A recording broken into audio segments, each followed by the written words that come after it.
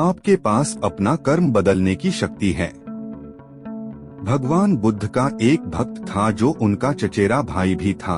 वह एक प्रतिभाशाली व्यक्ति थे और बहुत समर्पित थे। शुरुआत में बुद्ध का संघ या कम्युनियन काफी छोटा था, लेकिन समय के साथ यह बड़ा हो गया। इसलिए बुद्ध के करीबी भक्त अधिक स्वामित्व वाले हो गए और उनके चचेरे भाई को लगा कि वह बुद्ध के मालिक हैं।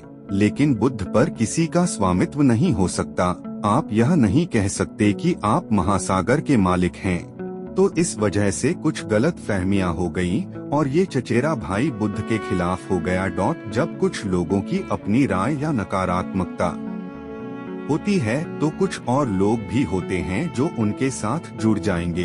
बुद्ध का यह चचेरा भाई और कुछ लोग एक समूह बन गए और एक दिन जब बुद्ध उपदेश दे रहे थे तो वह पहाड़ी पर चढ़ गया और वहां से एक पत्थर बुद्ध की ओर धकेल दिया। इससे उसकी मृत्यु हो सकती थी, लेकिन शिलाखंड बुद्ध से कुछ सेंटीमीटर की दूरी पर ही रुक गया।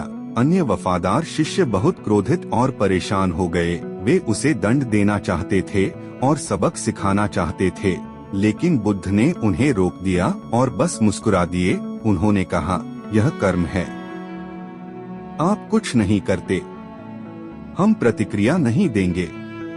एक बार 90 के दशक में मैं वाशिंगटन डीसी में था। मैं भाषण दे रहा था और वहाँ 300 लोग थे। अचानक एक लंबा भारी भरकम आदमी मुझ पर हमला करने के लिए पीछे से आया। हर कोई अपनी सीटों पर जम गया क्योंकि किसी को नहीं पता था कि क्या करना है। वह मुझे एक हाथ में उठा सकता था, वह इतना बड़ा था। मैंने बस उसकी आंखों में देखा और कहा, रुको, अभी मेरे जाने का समय नहीं हुआ है। मैं यहाँ कुछ काम करने आया हूँ, मुझे अपना काम पूरा करने दो। मैंने उसे यह नहीं बताया, मैंने बस इतना कहा, रुको। लेकिन मन में मैंने कहा, मैं जाने के लिए तैयार नहीं हूँ। और फिर उस आदमी ने मेरी तरफ देखा और मेरे सामने बैठ गया और रोने लगा। वह बहुत क्रोध और पीड़ा के साथ आया था, लेकिन फिर वह बैठ गया और उसकी आंखों से आंसू बहने लगे। कहानी को संक्षिप्त करने के लिए वह फिर एक कोर्स में शामिल हो गया और उसके लिए सब कुछ बदल गया। मैं ऐसा क्यों कह रहा हूँ? हमारे और हमारे आसपास होने वाली हर घटना किसी न किसी कर्म के कारण होती है। ऐसा कहने के बाद इसका मतलब यह नहीं है कि अगर कुछ भाग्यवादी है तो आप बस यह स्वीकार कर लें कि सब कुछ कर्म है और आप इसके बारे में कुछ नहीं कर सकते। नहीं, यह कर्म की गलत समझ है। कर्म एक घटना है और आपके पास भविष्य में इसे बदलने की शक्ति है, क्योंकि जीवन स्वतंत्र इच्छा और भाग्य का एक संयोजन है। आपकी ऊंचाई आपकी नियति है, लेकिन आपका वजन आपकी स्वतंत्र इच्छा है।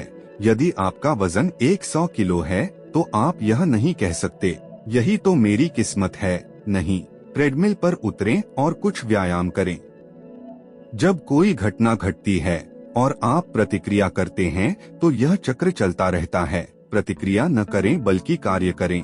जब किसी ने बुद्ध की ओर पत्थर फेंका तो लोगों ने प्रतिक्रिया की, लेकिन बुद्ध ने उनसे प्रतिक्रिया न करने के लिए कहा और फिर मुस्कुराए। यह एक क्रिया है। जब कोई आपके विरुद्ध होता है, यदि आप प्रेम और करुणा दिखाते हैं और जब कोई आपके एक गाल पर थप्पड़ मारता है तो आप दूसरा गाल आगे कर देते हैं, तो वह आपको पलटकर नहीं मार सकता। वह एक बड़ा हथियार है।